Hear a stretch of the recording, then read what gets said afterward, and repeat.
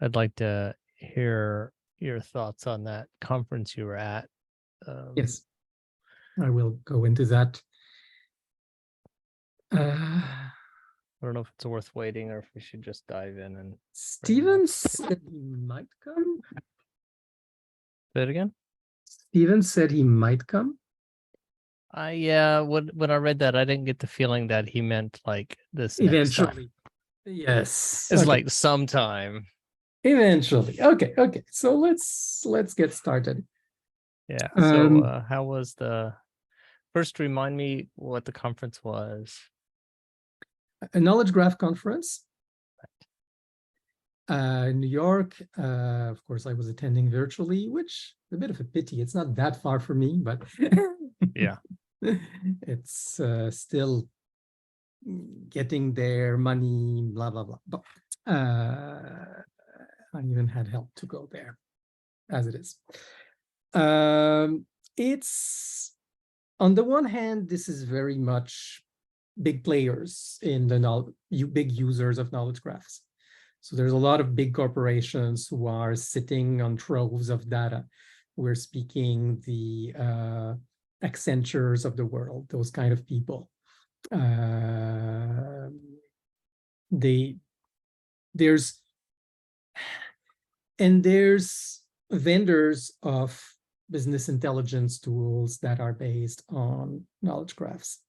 A lot of the big companies are using knowledge graphs as a bridge across data silos. Like they have all these legacy databases with diverse views, and they're not going to redo them all, but it's good to be able to speak about all the entities and diverse databases and do a unified query. So they may send data to a graph database. There's this big rift in graph database between the RDF, old style RDF, and property graphs, like the Neo4j family of products. Some people are bridging that rift. Aurel Silla, who was one of the original writers of the RDF spec, is now working at Amazon on a database called Neptune that is polyglot. That can, well, you can either, like there's a switch, you can use it in RDF mode or in property graph mode. Not both at the same time. But they decided to hedge their bets, obviously. There's a lot of talk about how to put data in the database. And some people are either doing ETL from, as I said, legacy structured data. And of course, there's a lot of people putting data in graphs from unstructured text or other data. So there was a big NLP, how to transform text into graph component in the conference. So that was a stream. There was a whole stream on distributed graphs, which I unfortunately didn't attend much because there were too many things I was listening to at the same time. I was focusing a lot on the NLP. There's another big stream about graph analytics, basically using either machine learning or deep learning to analyze the graph. Some of it is classic, like for example, there's a lot of classic machine learning, XGBoost, and so on working. That's fine, that's one thing. But there's a lot of the deep learning is more about can we guess the missing link? Can we guess the missing node using so-called graph neural networks? So that's, and there's a whole sub-problem in that is how do you encode a graph information for neural network consumption and so-called graph embeddings. So that was a whole sub-stream about techniques for graph embeddings. People who do graphs at the ETL side, sorry, I'm going a bit all over the place here. I should be a bit more structured. No, in the ETL side, the problem of unification of entities is still extremely well they're working on it. Everybody claims to have solved a bit of it, but obviously there's still a lot of active research because it's not that easy. So unification is a big deal. Alignment, like alignment from different sources. Then, of course, there's a big elephant in the room, which is, okay, what do we do with LLMs now? There were quite a few very interesting LLM talks. Not quite a few, but a few. One of the most interesting, there was somebody who did fascinating work showing how LLMs are able to propose ontology structure or say, okay, there's this new fact. How would the ontology evolve to take this into account? And then propose a new ontology. And it's like, okay, this is pretty vanilla ontology, but it's a perfectly fine starting point. You'd still have work to do, but it's amazing how much they know about this. And many people remarked, if you ask the LLM to give you a graph query using known RDF entities like Wikidata entities, for example, it will do so, which means that they've pretty much encoded all the Wikidata names. Oh, who's coming? Oh, we got Tim. Hey there. Hey guys. How are you? Ah, man, busy. I'm reporting on the Knowledge Graph conference. Okay, cool. I gave a lot of background context about knowledge graphs and what are the main activities there, but now I'm on the knowledge graphs versus LLM spiel. And as I was explaining, a lot of people find that LLMs are pretty good at proposing ontologies for knowledge graphs or evolving ontology for a knowledge graph. And they obviously know a lot of well-known predicate names or the most common Wikidata entity names, because if you ask them to generate a knowledge graph query, they do so. And a lot of people have found it's completely ridiculous for the LLM, which is a primarily language correlation system, which is great at language, to also be the data store, because hallucination, because no provenance, because this, because that. So what some people have started doing, and it's worked really well for them, is use the LLM as a sandwich around a knowledge graph. So these are people who already have a knowledge graph and authoritative data in a knowledge graph. So what they'll do is they'll get the LLM to read the user question, and they'll do a prompt that say, okay, what is the query? What is the knowledge graph query you take to check that question? And then they ask the knowledge graph, they get the result, and then they can come up with a result from the knowledge graph, which they can then, okay, package that as language to the user. So you get a natural language to natural language query process, but using the knowledge graph in the middle of the sandwich so that you have authoritative, well-sourced results with provenance. So this was going to be my whole question. This is what I was thinking about for the canonical debate and everything is, is this how you tie LLMs to factual This is information, one way that's being explored with some success. Absolutely. Cool. There's definitely an effort to, and visibly this notion of get the LLM to generate a query that will then be piped into the knowledge graph. This is being done. It's working. Fantastic. That's very cool. Very cool. That is extremely cool.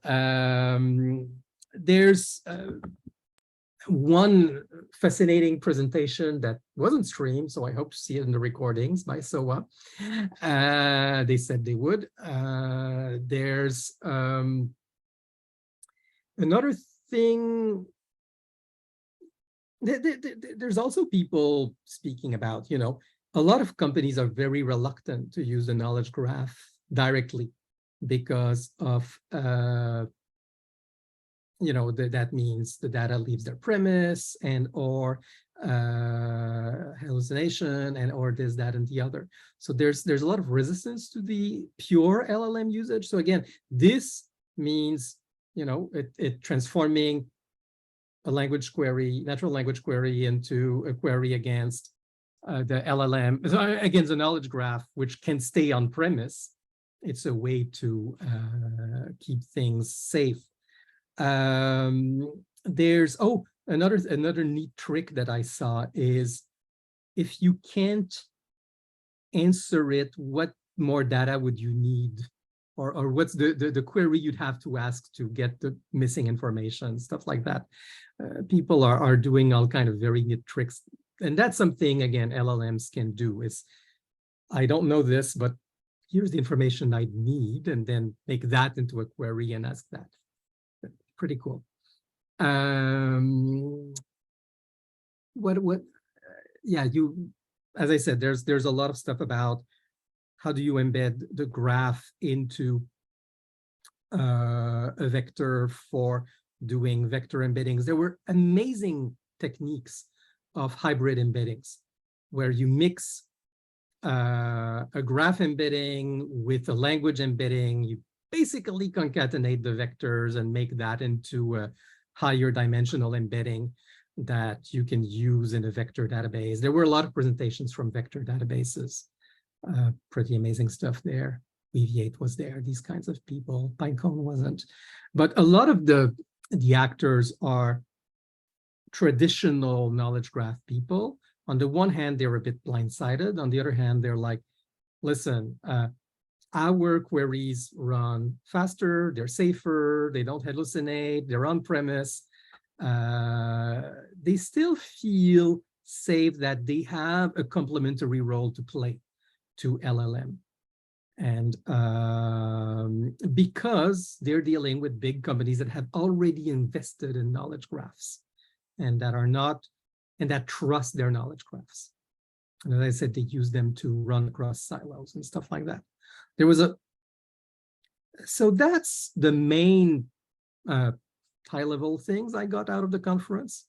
A lot of details about how to do this technology for ETL and this technology for NLP and this technology. There's one unique guy who did store parse trees directly in a graph database as a way to do queries over text. But that was a very minority option.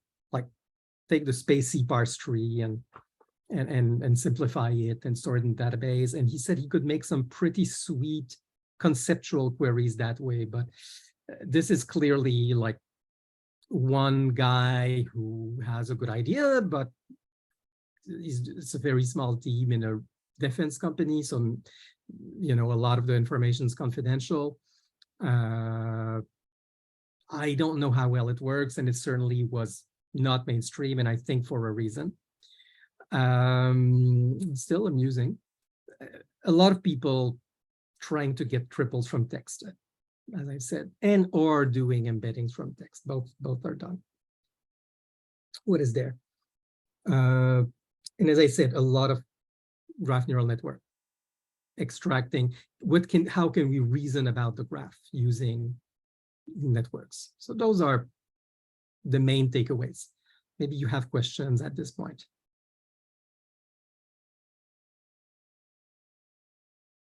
No, but I feel like my presence was justified. Like if you only got those 3 sentences out to me today, it would be worth the entire conversation. That's extremely interesting and encouraging. But yeah. I will try to do a little catalog of products I saw and have a more formal report but this is the high level thing. A lot of very pricey solutions, a lot of very good pricey solutions. Like Oxford has a great in-memory RDF database that allows you to, that's very good at reasoning and doing all the queries on the result of reasoning, including negative queries. So you can say, here's a rule, and here's the deduction, and if the underlying data changes, all the result of the rules will be recomputed on the fly. It knows the provenance of every computed triple, and it's always up to the rule application is always up to date and virtualized. That's pretty impressive. There's another one who does basically R2RML, that is exposing a bunch of databases as SQL.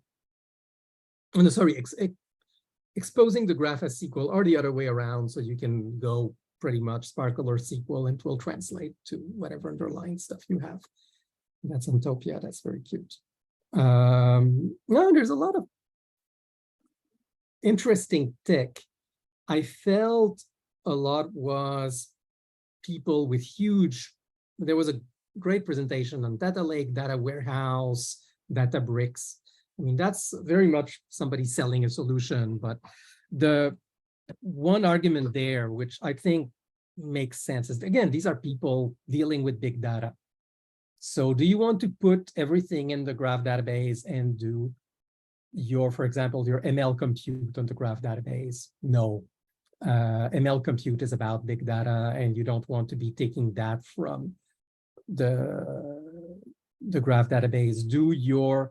Have a data lake, export to the graph database for an API endpoint, but also export to Parquet or whatever for more machine learning, and export to something else, like very much heterogeneous. That was a big thing. There's a lot of people who buy into the multiple databases and polyglot persistence. And I'm a big fan of polyglot persistence on the one hand, if you can, but I'm not crazy about cross-database joins. That's me. That didn't seem to be such a concern. But I think what happens is people they're not necessarily doing cross-database joins. I think they put everything for a certain type of work pattern into one database, and then everything for another type of work pattern into another database. But again, these are the kinds of considerations that were commonplace in this system. There's a lot of big data operators in that world.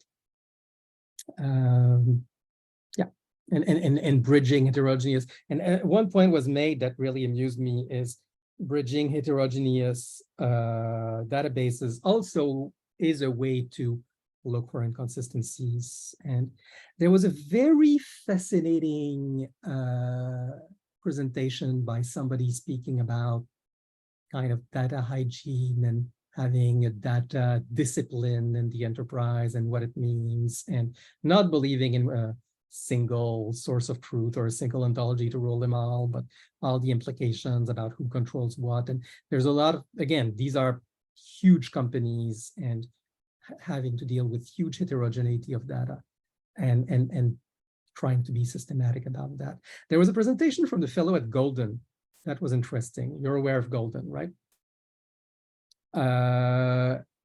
He had a lot of concrete tricks. I'm not sure I would agree with everything, but it's really interesting to have his point. Like he said, okay, so we're dealing with end users validating triples. Like, for example, we use the term triples that didn't bother anybody.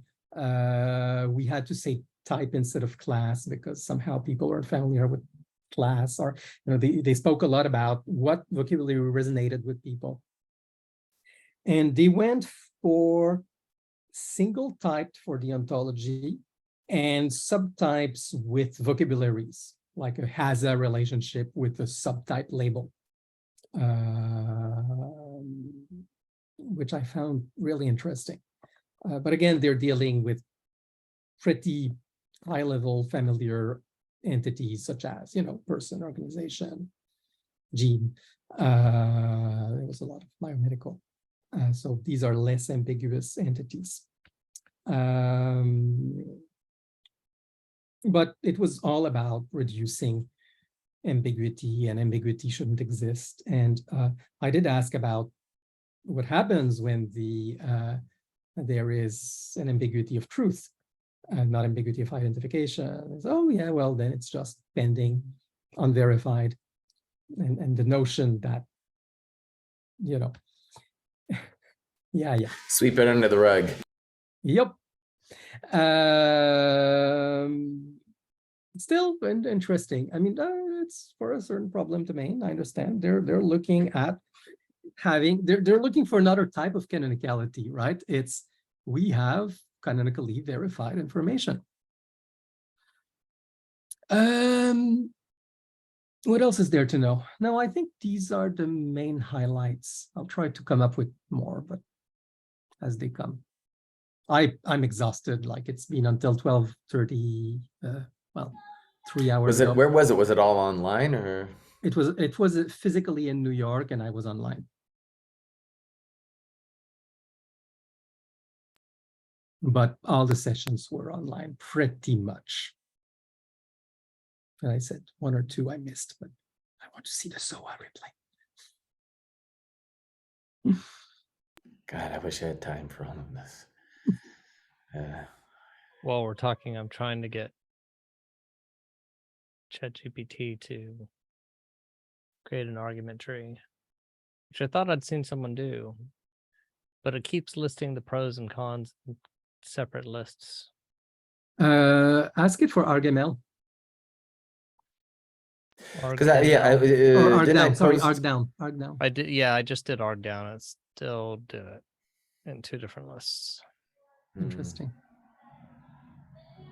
I mean, it did the mind map, right? Yeah, I mean, so someone had to do a mind map, but I mean, so I could use the term mind map, but that's not quite the same, right? No, And it's not. and if you say you want argument, you said argument tree. I'm almost wondering if it's I tried trying argument tree, ArgDown, argument map. IBIS. No, that's a good idea.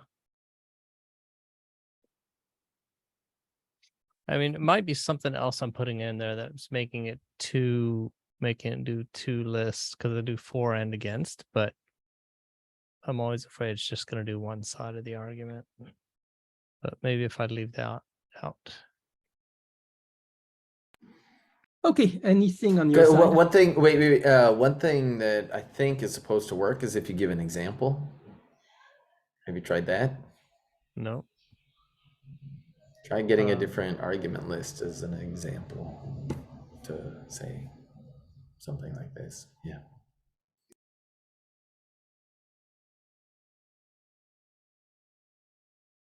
I have no news from, well, I have very small news that is no news on my side, which is I was hoping to get on the Skeptic's Guide to the Universe just to talk about canonical debate. They have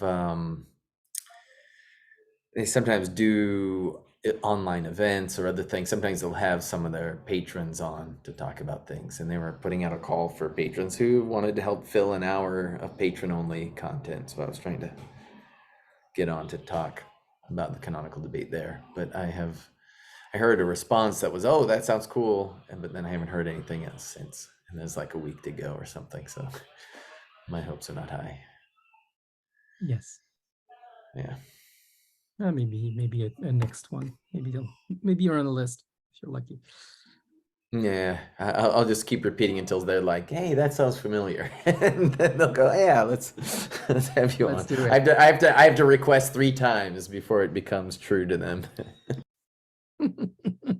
For the snark was a boot gem, you see.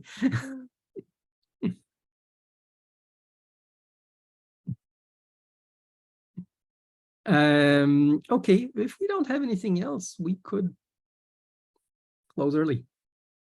Yeah, I don't have anything of note. Just collecting and building up claims on this heart disease and keto thing that Michael's helping me with, but Okay. got it's a lot of work to go through everything. We're looking at using AI to help, but we'll see. Okay, Alright. then. Like I said, it was worth Worth a few it was minutes. worth, yeah. And let's not drag this on. All right. Okay. Talk to you guys later. Thank you so much. Good to see you Bye-bye. guys again.